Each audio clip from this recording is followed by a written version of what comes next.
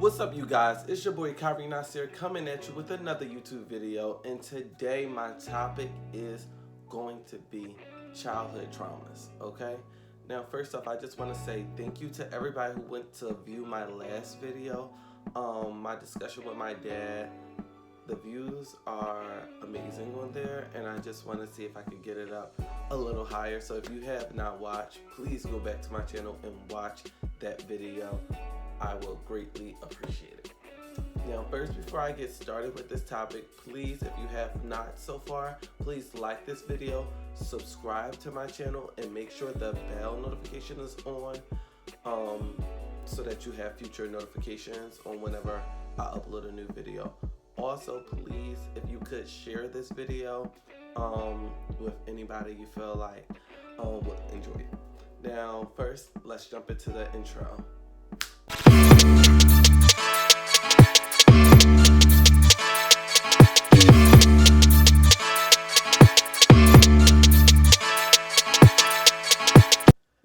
Okay, so let's get started now. So let me give you a little insight first before I jump straight into the topic on why I have been doing topics like this recently. Now, if you guys are familiar with my YouTube page, you would know, like, I didn't really start off with talking about any mental health or anything like that. I started off with basically just entertainment and fashion. Sidebar, if you hear a dog, please ignore it. This is my neighbor's dog outside, and she does nothing but bark all day, and it's so annoying. There's nothing I could do. I actually tried to wait a little later to start this video because she was going ham this morning. But like I was saying, I didn't really start off with doing videos like this. I started off with talking about entertainment, such as like TV shows that interest me, and also fashion related stuff, unboxings and stuff like that. And I kind of moved basically into topics such as mental health and stuff like that for a couple of reasons. One of the reasons in particular is I realized I had been suppressing a lot of my feelings or emotions based on different things I hadn't dealt with. And I just got to a point where it was like,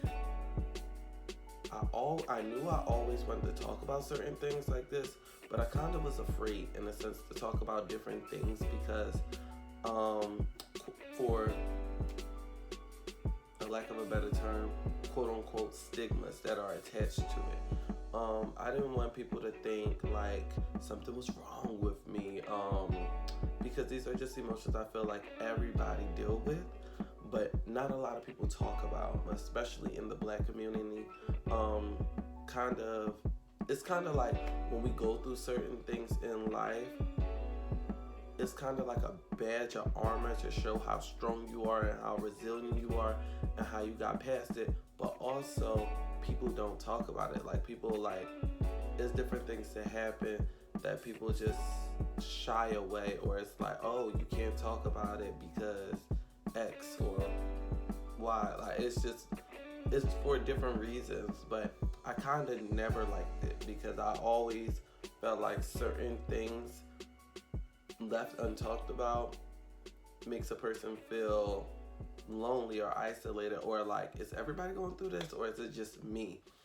So I decided, hey, let's talk about it. It took me some time to build up to that, but I feel like once I got here, like, I really understand the purpose and why I'm doing it, and I find it actually healing, just releasing it and talking about it. So thank you for everybody who has reached out on all my social media platforms and called me and texted me as a result from my last videos and stuff like that. I really appreciate it. I just want to let everybody know, not all of this stuff I'm currently going through, but a lot of this stuff is just things I've been through and just want to speak on to get other people to know, hey, we all been through it. Um, and this is ways that you can get past it or tools that you can use to get through it. So like I said, today's topic is childhood trauma. Now first, let me explain why this is a personal topic to me. Like I said, first, if you haven't, go view the video that I did with my father. In that video, I briefly touched on certain traumas and the result of our strained relationship over the years. I feel like certain things I carried with me and didn't even know I was carrying it with me. And then when I realized it, I didn't want to talk about it because it was a fear for me. Like, I felt like if people knew I went through certain things or certain things happened to me, it would be like, who would want to like associate with me? That was kind of like my mental standpoint on it. And recently, I just been challenging myself to become more open. If it's the case for certain people, then they don't need to be a part of my life. And if it's not the case, then thank you for supporting me. But basically, dealing with childhood traumas, let me brief you guys on a little bit about certain things in my childhood. Like I briefly said, me and my father really never had a relationship like that. We had a relationship as in like I knew who he was. He was there. We would go to his house on the weekends. So he was there, like I seen him. But emotionally, there was no connection. Like on a scale of 1 to 10 to rate our relationship, it was a 0. Like he had no connection with me in my life. Like I would never feel comfortable calling him or speaking to him about different things because he was so hard on me, and he was so I don't want to like say certain words because again he never yes he did, but I don't want it ever to feel like I'm bashing him or anything because I'm sure he was dealing with his own things at his own like in his life at that time. But I would describe him as he was always just like disappointed in me, like as a person. Like he just did not get me. I was the child that he just did not understand at all. And in my eyes, he never wanted to. He never put forth the effort to really get to know me or know what I liked or know what I wanted to do. I just didn't feel it from him. In result from that type of behavior towards me, we just was super distant. We were super distant and estranged. He used to be like, it was never like a physical thing, but it kind of was like an emotional thing. Like I always, like I shared with him, I always felt like I never had his approval to do anything, or like I was just a major disappointment in his eyes, and basically the child that he could have did without. With that being said,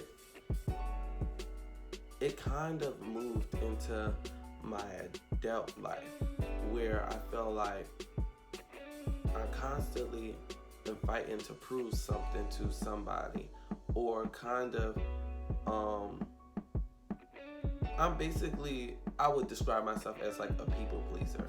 Like I kind of never want anybody to feel like how I felt growing up, that I like go above and beyond to like make sure nobody feel alone or make sure nobody never feel not heard. So I like go super far to make sure if somebody needs to talk about something, you could call me or text me or anything like that. Or if you need to just take a break from stuff, let's just go out, have dinner and stuff like that. Like I overextend myself in certain things, and it's to my detriment at times because I oftentimes don't take time to make sure I'm okay.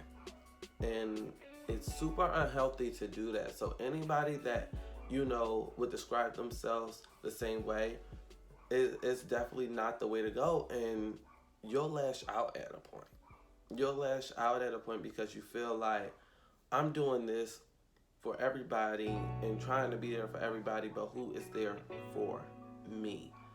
Basically, who can I run to in certain situations? Like, I always felt alone. Always felt alone. Another way it shows up in my life now is I would describe myself as a person to fight or flight, in the sense of adversity. So that means in the presence of a heated exchange, as far as like an argument, if I'm really passionate about it, I would like fight to the end. And over time I learned a person who was always told they were wrong would fight to be right. So I started recognizing that I fight to be right because I always felt, or I always was told, I was wrong. And nobody ever understood, well, correction, not nobody, but a large group of people that I grew up with in my family setting, basically, like, not really my mom's side, but my dad's side, I was kind of like estranged from them. And I always felt like I had to fight to be right because when I tell you there's no exaggeration, I never was right. I can literally say the sky was blue, and we all know the sky is blue, but because I said it, I was wrong. Like, that's how it was growing up, and my feelings was always minimized. It was always minimized, and I always felt like I didn't belong, or I didn't really have an opinion. And so now, as an adult, I fight to have an opinion. Now, over the years, I definitely would say I've gotten so much better because I have recognized it. And that's why the first step to owning it and moving forward and moving past it is to recognize certain triggers for you. And my triggers was me always feeling like, it wasn't like the first time somebody disagreed or as soon as you disagree with me, I would go off. It was like, if I always felt like a person did not get me, or like if we're close and you just don't understand not to do certain things to me or anything, it would be like a trigger, and I would like spaz, and then I would cut people off. Like, I was really good with that, with cutting people off. And I remember being in college at IUP, and I had a friend, and we were really good friends. We still are. And she said to me one time, she was like, yo, I'm very scared to have an argument with you. And I was like, why? Like, what's wrong? She was like, you have a way where an argument equals separation. And when you separate from people, like, you won't speak to them ever again. And I cherish our friendship, and I don't want to go through that with you. And when she said that, it was like an eye-opener, because nobody never said that. Although I knew certain characteristics was true about me, nobody never said it. And when she said it to me, it was just like, it hit me that, like, that's not cool. And if your friends are scared to communicate with you because they feel like they're going to be cut off or anything like that, that's not cool.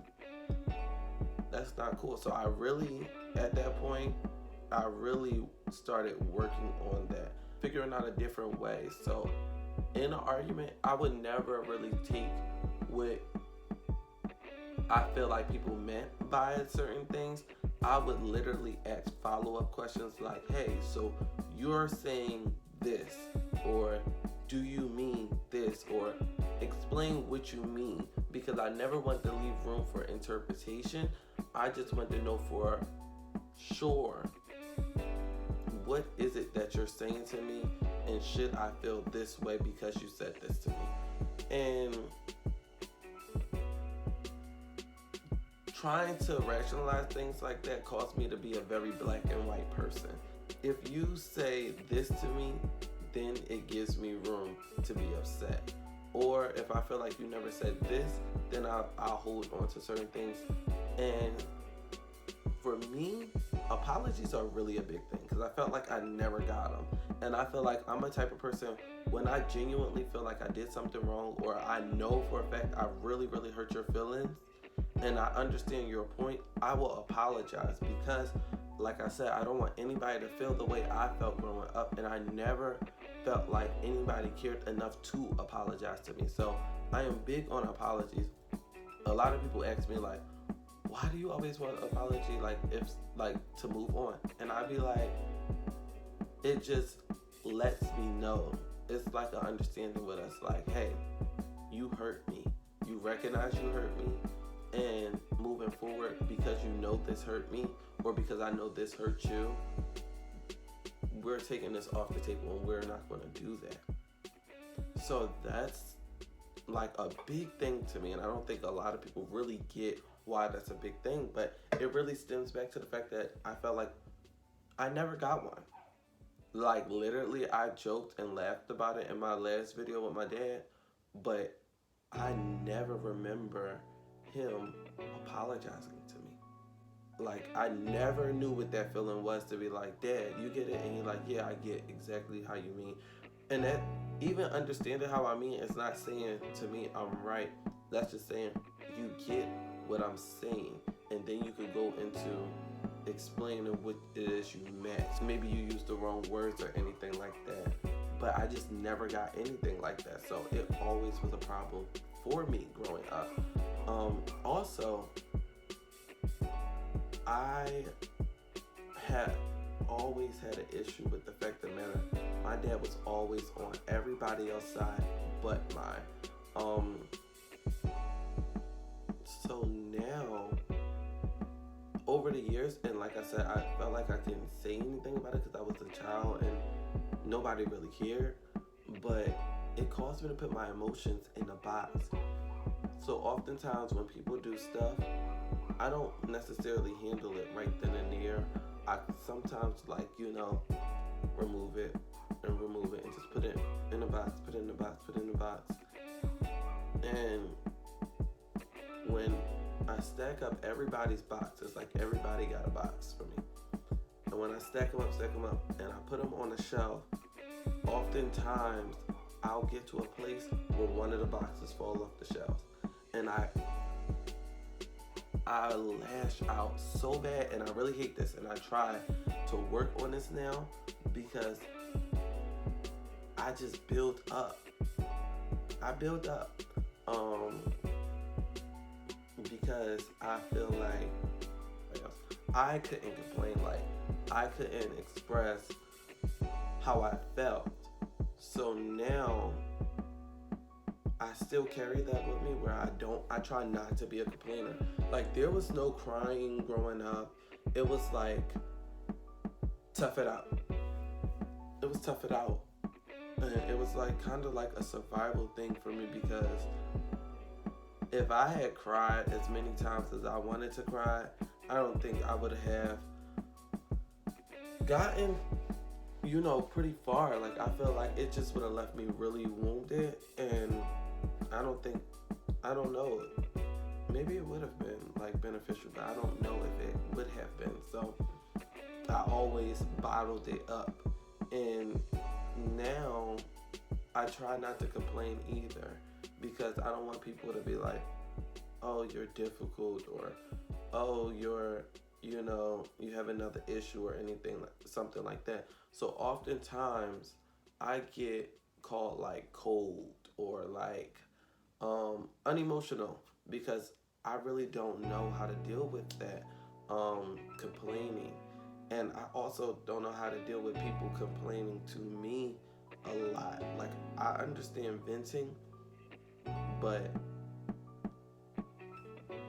if I'm with somebody and they constantly are upset about something, I'm just looking like, oh my God, like so many complaints, so many problems. Why, like, are certain things so important to you where you have to voice it? Because in my eyes, a lot of those things I would kill for them to just be the problem.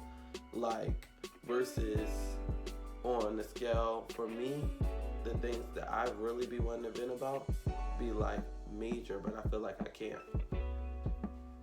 So I'm learning to apologize more. Like, I want to apologize to anybody I feel like I minimize their emotions or their feelings because of certain things I've been through.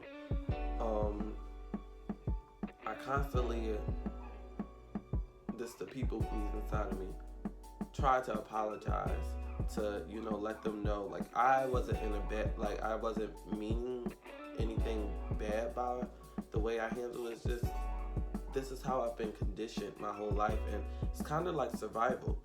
So I understand, and it's a working process for me. Like, I'm constantly working on it. So those are just some of the things I wanted to talk about today. I don't want to make this video too lengthy because I want everybody to get a chance to watch it. Again, if you have not so far, please like and subscribe to my channel. Drop down in the comments and let me know some of the things that you guys have been through. Again, please share this video if you could. And thank